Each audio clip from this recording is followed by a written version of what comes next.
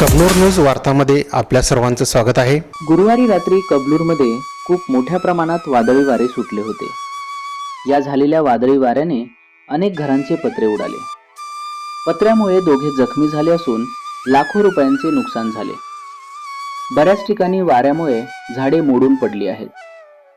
वादळी वाऱ्याचा इतका जोर होता की येथील मराठी शाळेजवळील सिद्धार्थनगर गल्ली क्रमांक 4 मधील प्रशांत गौतम कांबळे यांच्या घरावरील सर्व पत्रे उडून पडले।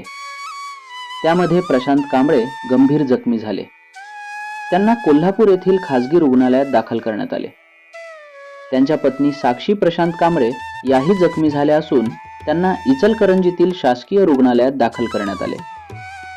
त्यांच्या घरातील प्रापंचिक साहित्याचे मोठे नुकसान झाले। येथील अंगणवाडी क्रमांक 119च्या इमारतीचेही पत्रे उडून नुकसान झाले। तसेच सदाशिव पिराजी कांबळे यांच्या घराची भिंत पडली। दत्तनगर गल्ली क्रमांक 8 मधील नितीन सावंत यांच्या घराचे पत्रे उडून नुकसान झाले।